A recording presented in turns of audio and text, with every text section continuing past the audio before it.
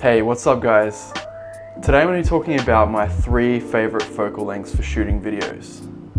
I use a lot of lenses, but if I had to choose 3 focal lengths to cover absolutely everything that I needed on any given shoot, these would most likely be the 3 that I would choose. I'm also going to be showing you some example footage of each lens, just so you can get a feel for what kind of look each lens produces. And also I'm going to show you the specific lens that I actually use. You guys can get a feel for, what my preference is in terms of lenses. So these are my 3 favorite focal lengths. So they are the 35mm, the 85mm, and the 135mm lens. So between these 3 focal lengths, I'm really confident that I can capture just about anything on the set of a video shoot. Now, this could change in the future, especially if I'm going to be shooting on a different size sensor. At the moment, I'm shooting on a full frame sensor. Obviously, this will change if I decide to shoot on something like a GH4 or, a crop sensor body.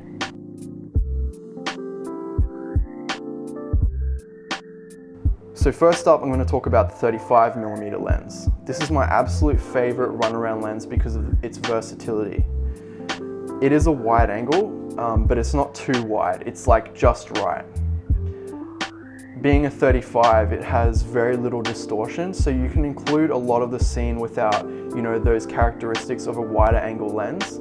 The distortion and all that kind of thing. It's definitely the best all-rounder lens for me.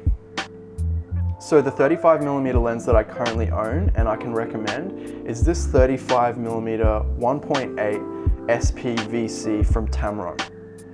This is a relatively new lens and it's actually quite unique in that it has vibration control. Most wide-angle and mid-range focal length primes don't include vibration control because when you're shooting at wider focal lengths, the micro vibrations from holding the camera in your hand are less noticeable. And that's why this is really a powerful tool for filmmakers. Just being able to have this incredibly versatile focal length, coupled with that vibration reduction, and also the really wide aperture of 1.8, it allows for a really enhanced level of creativity and efficiency when I'm on a shoot. The next lens is the 85mm lens. It has a beautiful aesthetic. You can shoot in close proximity to your subject and get beautiful separation and background blur. It is less versatile than the 35mm, but the depth of field that you can produce with this focal length is amazing. It's a great portrait lens for photography, but really where this lens performs is in an interview situation. The 85mm lens I own and the one that I recommend is the Sigma 85mm 1.4 EX DG. They just released the art version of this lens. It is much more expensive, but honestly it's one of the sharpest lenses I've ever used. I'm sticking to this 85mm lens for now. It's still incredibly sharp at the widest apertures and extremely affordable, coming in at around $900. Last is the 135mm lens. This is definitely my favorite in terms of the look. It gives you the ability to knock your backgrounds way out of focus. I love this focal length for capturing candid moments, as you can really put some distance between yourself and your subject, and at the same time stay really inconspicuous to get those true candid shots. It's a great lens for B-roll and for close-ups. The 135mm that I use is the Samyang F20.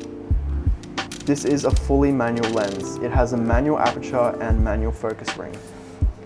But the ring is beautifully smooth and it has a lengthy throw. It just makes this lens an absolute pleasure to shoot with. This is also the sharpest lens I own by a long shot. Just looking at the images side by side with any other lens, you'll see exactly what I'm talking about. It even outperforms the Canon 135 f2, which I still own. And a lot of people say that that is the sharpest lens Canon has ever made. The best thing about this lens is that it comes in under $500, which is just crazy. If you don't own this lens, I'm sorry, but you really need to get one. You won't regret it.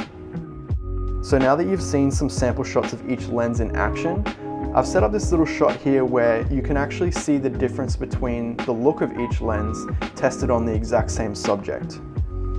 Every lens in this demonstration is shot wide open at its largest aperture. So first up, this is the 35mm lens at 1.8 aperture. Now the 85mm at 1.4 at the same distance. And now I've just adjusted it for similar framing. Now here's the 135mm at the same distance as the 85. And now I've just adjusted for framing again. Here you can really gauge the difference in compression with the lenses, you know, the background, also the background blur. And you can also see the angle of view of the subject that each lens produces compared to the other.